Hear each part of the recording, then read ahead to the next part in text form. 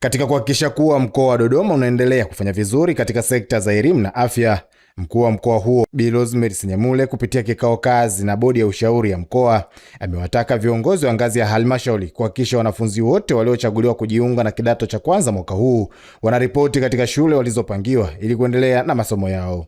Swala la wanafunzi waliobaki kuripoti shuleni, tuendelee kusisitiza 20% ya wale ambao hawajaripoti bado, hasa waliofaulu kwenda kidato cha kwanza, watafutwe walipo. Kazi hii tunaiweza, wala hamna anayeishindwa kati yetu, kwa sababu sisi ndio TAMISEMI wenye wananchi mpaka kijiji. Sisi ndio tunaojua mtoto anakaa wapi, mtaa gani, kitongoji gani.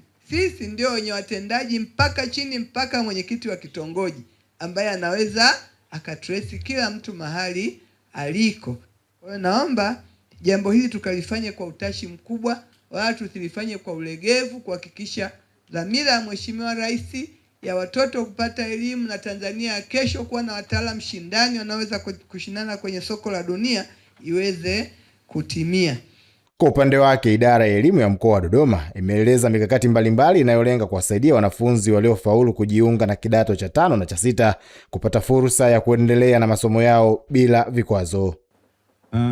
Sisi kama idara ya elimu au section ya elimu pia tunasaidia kwamba mzazi anaandika barua, anaeleza changamoto alionayo, anaambatisha pia na matokeo ya mwanawe na ile joining instruction ya kule alikopangwa, anatuandikia sisi, alafu sisi tunaiforward TAMISEMI, then yule mwanafunzi anabadilishiwa, baada ya kwenda chuo anaenda shule.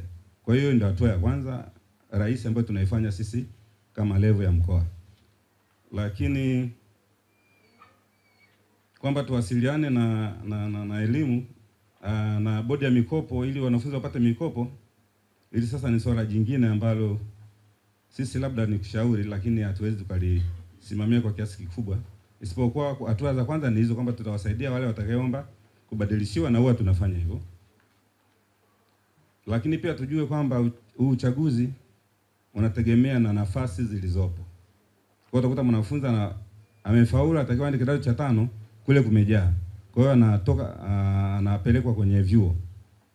Lakini kinyume chake pia wapo wanafunzi ambao wanakataa kwenda kidato cha 5 wanaenda kwenye vyuo. Kwa hiyo ubadilishaji unaendelea vile vile tu. Kwa hiyo mnakaribishwa, karibuni sana. Naye Daktari Thomas Lutachinzibwa ameeleza mpango mkakati wa kutembelea wananchi nyumba kwa nyumba kwa lengo la kutoa elimu kuhusu umuhimu wa kujiunga na bima ya afya ili kuongeza uelewa na ushiriki wa wananchi katika huduma hiyo muhimu. Kwa sasa hivi tunatembea kaya kwa kaya kusajili kaya ambazo zina uwezo.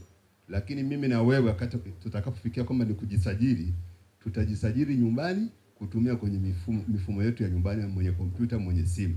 Sasa ile mifumo alitoa kipindi ikae sawa, ikishakaa sawa bila shaka atatoa mwelekeo ni lini. Inawezekana nisiwe katika nafasi ya kutamka ni lini kwamba awamu ya wote itaanza, lakini alitoa kipindi kwamba mifumo ikae sawa, alafu tuendelee na awamu inayofuata. Kwa hiyo tuendelee kuhamasisha ni pamoja na kutoa elimu. Kutoa elimu, wananchi waelewe hii dhana nzima ya bima ya afya ikoje. Tutakapo waziri mwenye dhamana akifika kipindi atatoa go ahead, tunaanza kusajili kwa kila mtu. Katika hatua nyingine, mkuu wa mkoa Rosemary Senyamule amewahimiza wakulima wa mkoa huo kutumia vizuri mvua za masika kwa kupanda mazao kwa wingi, hatua itasaidia kuongeza uzalishaji wa chakula na kuepusha hatari ya njaa. Basi tuendelee kuasisitiza huko wakulima wetu. Hizi siku wanazongoja, lakini bahati nzuri wameanza kuvuna eti. Kuna wilaya niona zinawatawaniwa kuomba chakula, lakini nafikiri sasa hivi hatuna haja ya kuomba chakula, sio? Wameanza kuvuna, kwa hiyo watakula. Lakini endelee kutoa wito kuwa inapowezekana kutoomba chakula tuone ni fahari.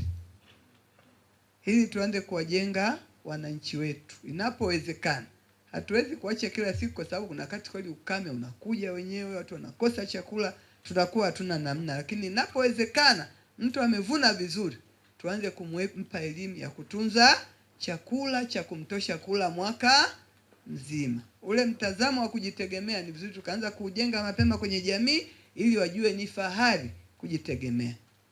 Inapobidi, sisi ni binadamu, Sio kila wakati utafanikiwa. Kupata changamoto ya kulazimu kufanya hivyo, basi tufanye kwa sababu kuna changamoto za msingi za kufanya hivyo. Kutoka makao makuu ya nchi, ni Peter Obogo wa Zelo Media.